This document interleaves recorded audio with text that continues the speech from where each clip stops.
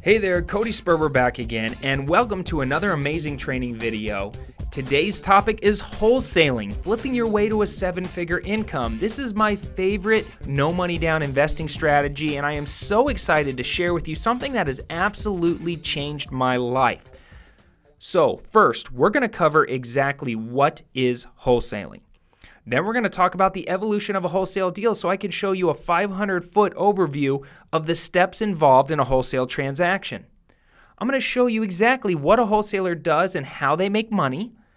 And then I'm going to give you two real-life, real-world examples of wholesale transactions that I've completed to show you just how easy it is to make money as a wholesaler. So at this point, I want to explain exactly what wholesaling is. Now, in its simplest form, wholesaling is putting a piece of real estate under contract at a significant discount and then flipping that paperwork to a cash buyer at a discount, creating a spread between the two and earning my profit as a wholesaler. Let me show you what I'm talking about. So here's you, the wholesaler, and you spend your time marketing.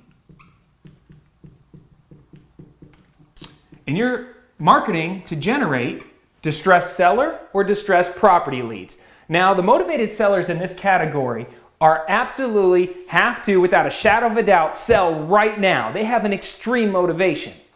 And because of that motivation, you're going to be able to negotiate with them and put their house under contract at a significant discount from retail. Now, it's really important that you get it under contract at a big enough discount because that's going to set up the rest of this transaction. Also, when you put a piece of real estate under contract, you gain what's called equitable rights in the property. And this is going to give you the right to remarket the property in order to flip it and earn your profit. Once you get it under contract and you gain equitable rights, you're going to turn back on your marketing. But this time, we're marketing to our cash buyer database. Now, because we're offering the property out to the rest of the world at a big discount from retail, one of two things is going to happen. Either you're going to have a current database of cash buyers and one of them is going to step forward, or your marketing is going to draw a cash buyer into your world. At this point, once somebody steps forward, you're going to negotiate with them and put it under contract at a discount. So as you can see, when we acquired the property from the motivated seller, we negotiated and got it under contract at a significant discount. When we worked with our cash buyer, we put it out to the world and negotiated and got it under contract at a discount. The difference between significant discount and discount is where the flip occurs, and this is where we earn our profit as the wholesaler.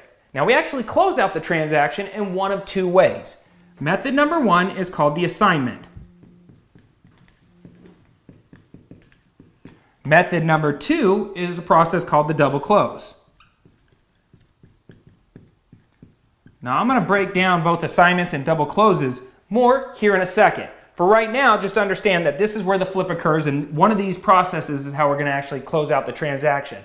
At this point, I want to go over and show you exactly how wholesaling fits into your overall business strategy. So new investors always ask me, how does wholesaling fit in your overall investing model or the overall strategy? And I always answer with, it depends on whether or not you want cash now or cash later. See, when I first started, wholesaling was 100% of my investing strategy because I had no other money, no credit, no experience, and no real network so I could do other types of transactions. As I got better at marketing and structuring deals, and I had some of my own cash that I generated from wholesaling, I was then able to go out and start buying properties to flip as well as to build wealth and build my rental portfolio. At the end of the day, though, I highly recommend that wholesaling always remain around 20% of your overall investing strategy so you can continue to earn quick cash with little risk and focus most of your attention on the buy, fix, and stay method as well as the buy, fix, and sell strategy for bigger paydays and long-term wealth building.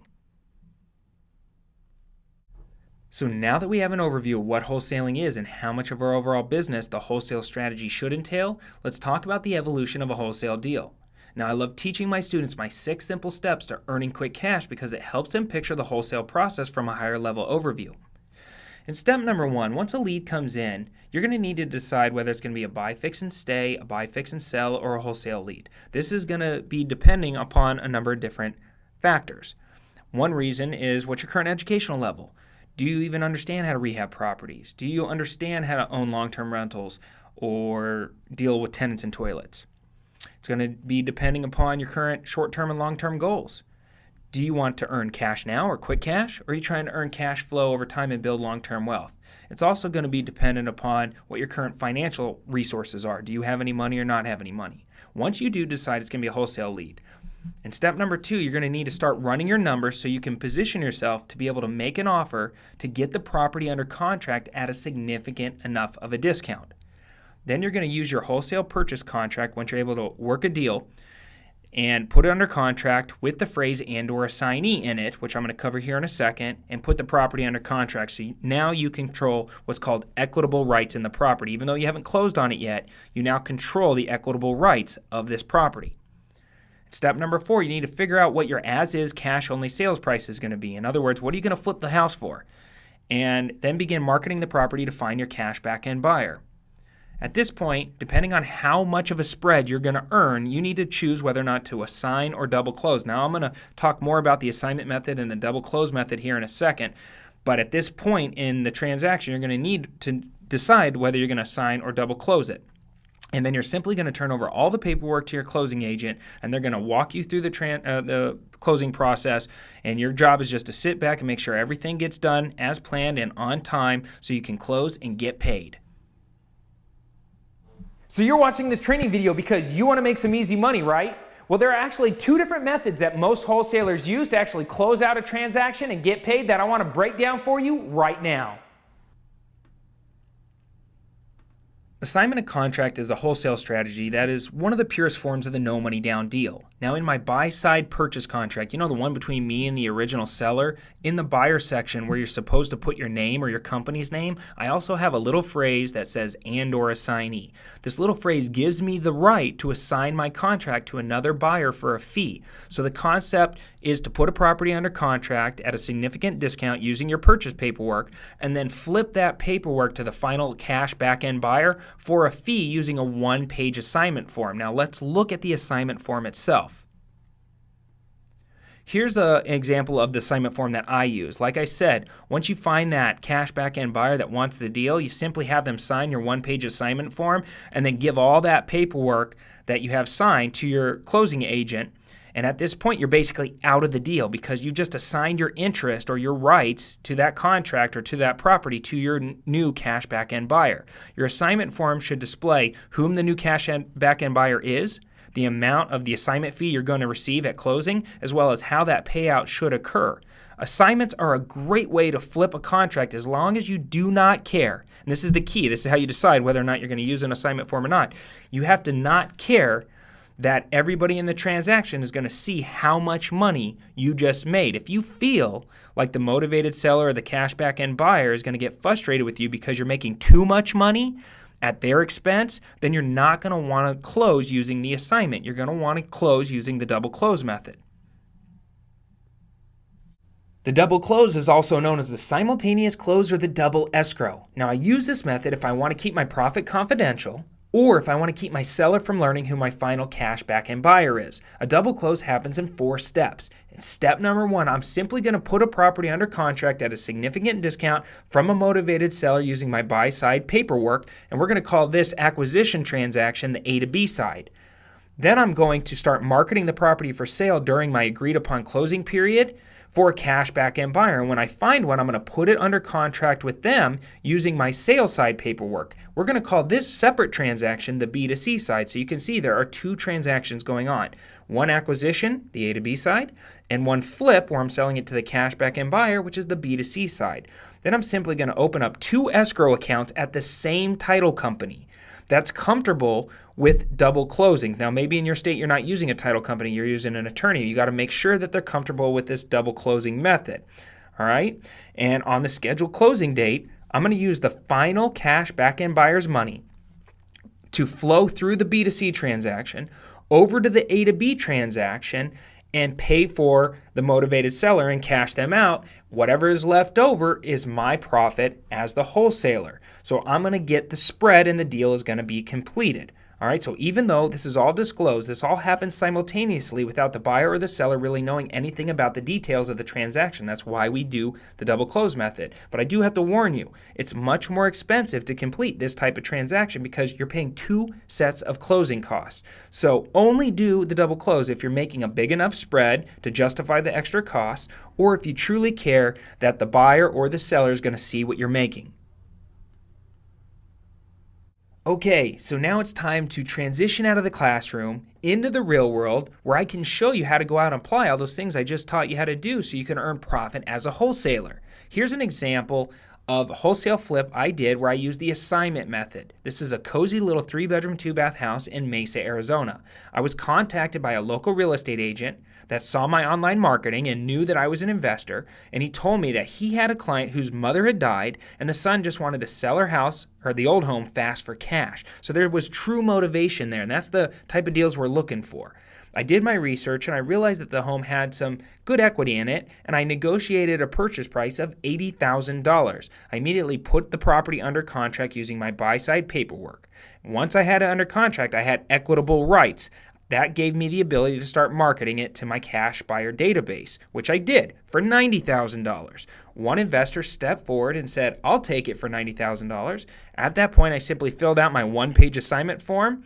I turned over all that paperwork over to my investor-friendly closing agent. I closed the deal 3 days later. So the investor got to be able to buy the property for $90,000, and they were able to rehab the property and flip it. So I left enough so-called meat on the bones that they had a lot of equity still left in the property that they were able to earn the profit that they wanted.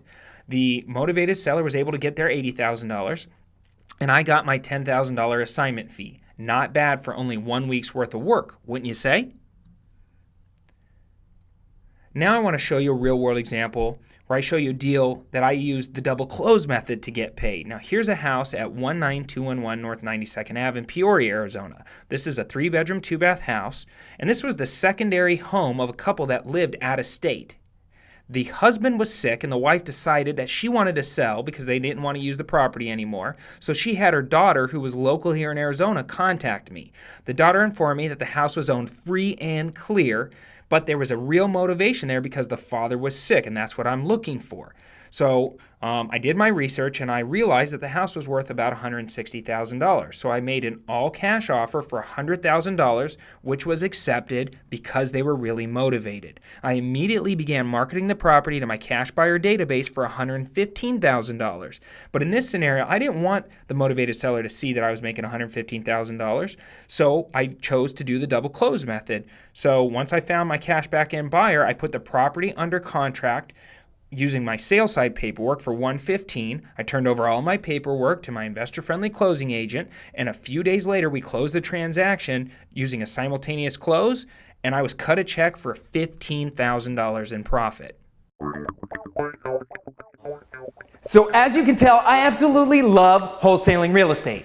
Being a real estate wholesaler has changed my life. It allowed me to break into the real estate business when I had no money and no credit, and since I started, I've been able to amass a small fortune flipping houses in my spare time. Now, if you like this training video or any of the training videos I've been sending you so far, then you're going to want to click the big orange button below right now and take advantage of an offer that's not going to last long. My Ultimate Investing Starter Kit is exactly what you've been searching for, so you can get started making money in real estate today. So click that big orange button below, and I look forward to being a big part of your real estate investing journey.